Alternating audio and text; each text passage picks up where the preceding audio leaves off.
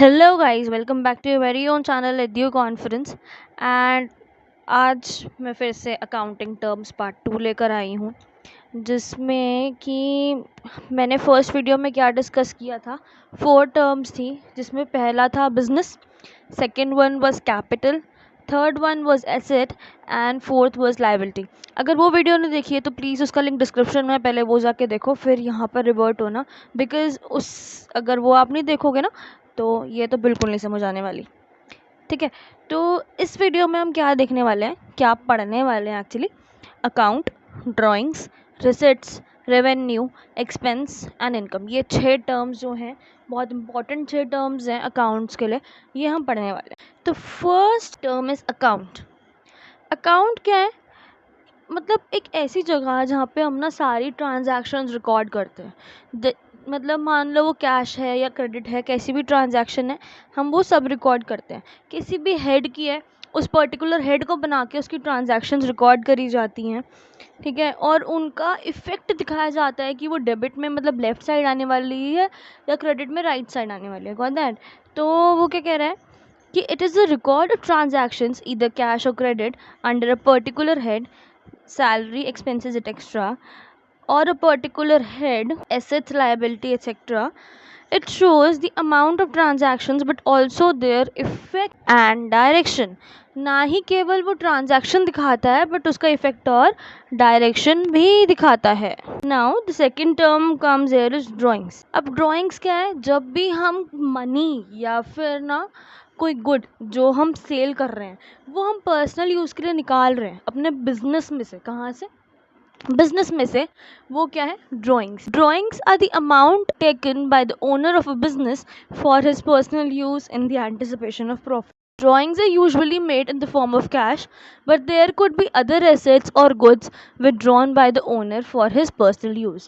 मतलब कि वो एसेट्स भी विड्रॉ कर सकता है और कैश भी विड्रॉ कर सकता है। एसेट्स एज इन, मैं मान लो मेरा ग्रोसरी स्टोर है, तो मैंने दाल लेकर आई अपने स्टोर में से और घर में यूज़ करा, तो वो क्या है? मेरा गुड, जिसको मैं रीसेल कर रही हूँ, बट वो मैंने अपने घर में यूज़ किया है अपने पर्सनल यूज़ के लिए। समझ में आ गया? Now the third term here is receipts. Receipts क्या है?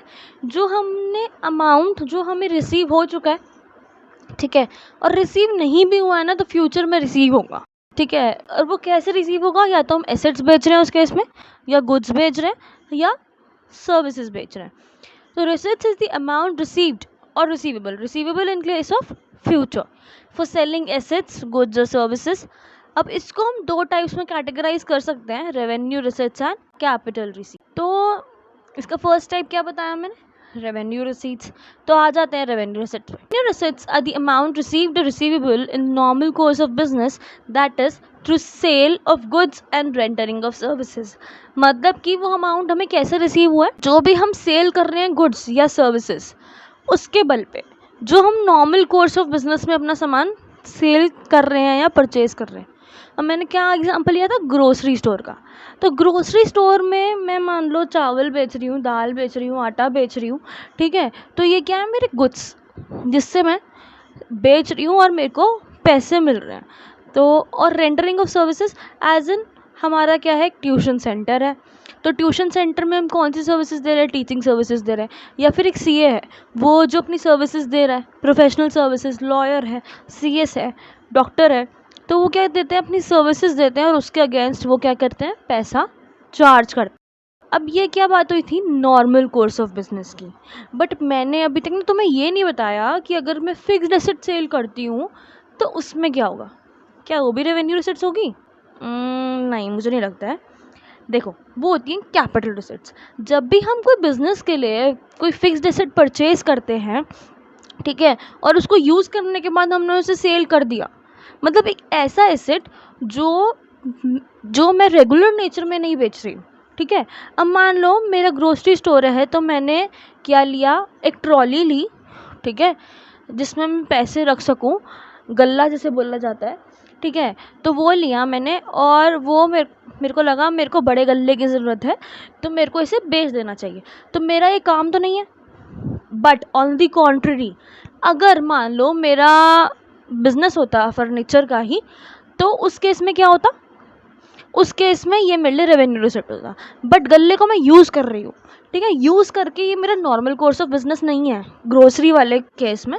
तो उस केस में क्या है, ये केस में टर्न हो जाता है कैपिटल रिसीट्स में टर्न हो जाता है। यहाँ तक कोई डाउट? अगर कोई डाउट है तो कमेंट सेक्शन में प्लीज़ ज़रूर लिखें। Next is revenue. अब रेवेन्यू क्या है? अभी रेवेन्यू रिसिट्स पढ़ा, सेम है बेटा, सेम रेवेन्यू। मतलब जो भी हम डे टू डे बिजनेस में जो काम कर रहे हैं, ठीक है, जिससे सेल परचेज कर रहे हैं, वो क्या है? रेवेन्यू रिसिट्स, जो मतलब हमारी बिजनेस की शॉर्ट टर्म नीड्स को फुलफिल कर रहा है। Revenues refer to the amount received from day-to-day business activities like sale proceeds of goods and rendering of services to the customers। जो भी हमारा डे टू डे काम है, ग्रोसरी स्टोर है तो जो भी मैं बेच रही हूँ वो मेरा जो भी डे टू डे काम है, जो मेरे को उससे पैसा मिल रहा है, और ट्यूशन्स है, टीचिंग सर्विसेज है, तो जो मेरे को डे टू डे कस्टमर्स को सर्विसेज प्रोवाइड करनी है वो। It indicates the amount spend to meet short term needs of the business. अब वो क्या बता रहा है? इंडिकेट कर रहा है जो अमाउंट है, किस लिए? जिसके हम शॉर्ट टर्म नीड्स, हम जो भी मतलब अमाउंट स्पेंड हो रहा है शॉर्ट टर्म नीड्स में बिजनेस की, और जो हमें पैसा मिल रहा है उससे, दैट इज रेवेन्यू। अब आता है एक्सपेंस। तो एक्सपेंस क्या है? एक्सपेंस क्या है? जो भी हमने कॉस्ट इनकर करी है, किस लिए? रेवेन्यू जनरेट करने के लिए। मतलब कि सपोजिटली मेरे को अपने गुड्स भरने हैं अपने ग्रोसरी स्टोर में, तो मैं पीछे से सामान लेकर आई, ठीक है, तो वो क्या है? मेरा एक्सपेंस। उससे क्या होगा? मुझे रेवेन्यू जनरेट होगा। दूसरा एग्जांपल देती हूँ, मैंने एक लड़का रखा, उसको मैंने क्या किया? सैलरी दी। क्या है वो? मेरा एक्सपेंस। मेरे पास खुद की शॉप नहीं थी, मैंने उसे रेंट पे ले लिया, तो क्या है वो? मेरा एक्सपेंस। पर ये एक्सपेंसेस किस लिए हैं? रेवेन्यू जनरेट करने के लिए। Got that? अब एक्सपेंस जो होते हैं वो ना दो टाइप्स के होते हैं। कौन कौन से? प्रीपेड एक्सपेंस और आउटस्टैंडिंग एक्सपेंस। अब ये तो टर्म्स जो है ना तुम्हारे लिए बहुत न्यू है, तो पहले इन टर्म को समझाती हूँ, फिर मैं प्रीपेड एक्सपेंस पे आऊँगी। Got that? प्रीपेड मतलब क्या? प्री, जो मैंने पहले कर दिया, ठीक है, जो मैंने पहले पे कर दिया, मतलब कि जो मैंने सर्विस लेने से पहले ही जिसका अमाउंट पे कर दिया है, that is prepaid. Very correct, तुम्हें समझ में आ चुका है। तो प्रीपेड एक्सपेंस क्या है? Prepaid expense are referred to those expenses और expenditures that are not recorded in the company accounts as an expense but the price for the same have been paid in advance. मतलब कि मान लो, चलो prepaid का तो बहुत day to day life का एग्जाम्पल है। मैंने क्या किया मैंने बेटा, मैंने क्या किया, अपना फ़ोन का रिचार्ज कराया, तो वो क्या होता है? प्रीपेड होता है। सही पकड़े हैं। तो वो क्या है? प्रीपेड एक्सपेंस है, जो मैंने पहले ही पे कर दिया है, बट मैं उसे बाद में उसकी सर्विस अवेल कर रही हूँ। समझ में आ गया? अब है आउटस्टैंडिंग। आउटस्टैंडिंग मतलब प्रीपेड का बिल्कुल एग्जैक्ट ऑपोजिट है। आउटस्टैंडिंग का मतलब ये होता है जो मैंने सर्विस पहले अवेल कर ली, पर मैंने उसका जो बिल है वो मैंने बाद में पे किया। जैसे उसी एग्जाम्पल पे आते हैं, तो मैंने क्या किया, मैंने पहले सारे सर्विसेज यूज़ कर ली और फिर मैंने उसका बिल पे किया।